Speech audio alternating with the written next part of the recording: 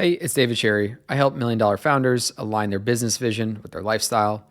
Today, I want to talk about the trap of identifying or over-identifying with your business. Now, this is something that's really common early on when you're starting a company. You put so much of yourself into that business that you start to confuse who you are versus the business. And that sounds funny, but let me give you an example. And I remember this myself. It used to be that every single day, almost hour to hour, I would be on a roller coaster of emotions running a company as an entrepreneur, as a founder. 1 hour, I would feel amazing. I would have a win happen and I would feel so happy. And then I would have a stress show up, an email come in, a meeting happen, a problem show up, and then I'd feel terrible. And every hour, I would switch back and forth between these two mood swings.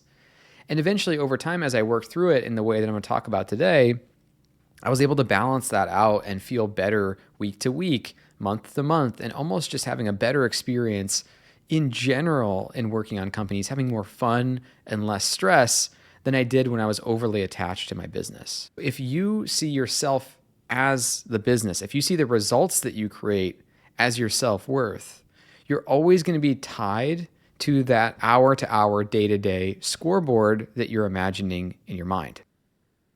By tying your identity to something outside of yourself, you're stuck and left feeling the twists and turns of whatever is happening out there, which can be completely unrelated to you or anything you've done. Some things happen that are just lucky. Some things happen that are just unlucky. It wasn't even something you did, and yet you're feeling bad because of it, because you've put who you are and your self-worth into this external vehicle.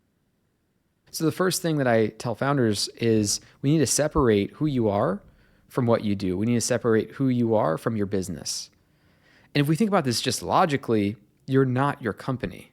That's obvious. You're a person. You're not your company. You're not even an entrepreneur. That's just a role and an identity that you're taking on that's helpful for building a company.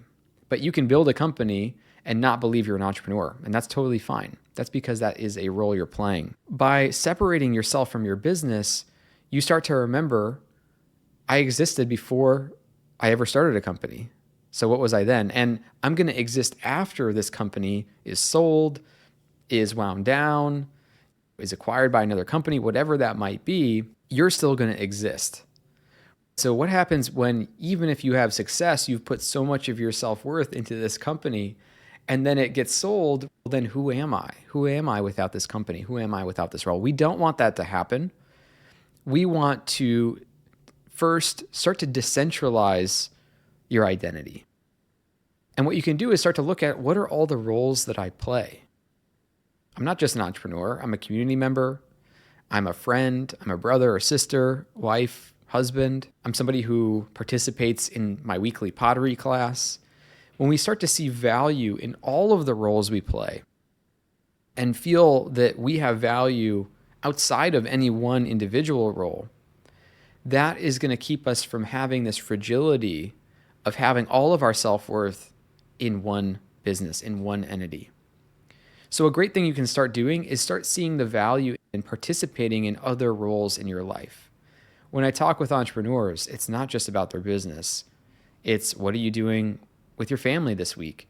What hobbies have you been enjoying? How's your fitness? What is something you're doing to give back and be of service? And what I've found is that the more texture and diversity founders have to their week and entrepreneurs have to their week, the more balance they feel when they're working on the company. And this is why it's productive. If you overly identify with your business, you think myopically about your business. One thing I tell entrepreneurs as well is, imagine that your business is like a motorcycle in the garage. You wake up, you can go choose to work on that motorcycle. You can choose to come back in the house, go do something else. You can tinker with it. Some of the things you tinker with, they work. The motorcycle goes fast. Sometimes you touch things and it breaks. But that doesn't reflect you as a person. You are the creator. You exist outside of anything you're building. You can create more companies than this existing company. You can take on more roles as you choose to. And that's going to bring balance to your life. It's going to bring perspective to your life. And it's going to get you out of that day-to-day, week-to-week, up and down. But if you don't have anything else in your life, And this business is so precious and it means so much to you and it means so much to your identity. It's how you're identifying as a person. It's a setup for failure, regardless of if the business succeeds or if it fails, because either way, you're going to have to reckon with the same problem in the future. And I don't want you to have to do that. So take out a journal and look at, who am I? What roles do I play? Am I actually those roles? Or am I choosing to play those roles? Do I get to play those roles? Do I get to be the creator and decider of what roles I play and how much I identify with these different areas of my life?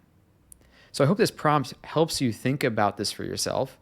If you have any questions or comments, we've got a great community here. You can ask them in the comments. You can ask me. And with that, I'll be back again very soon with another video. Later.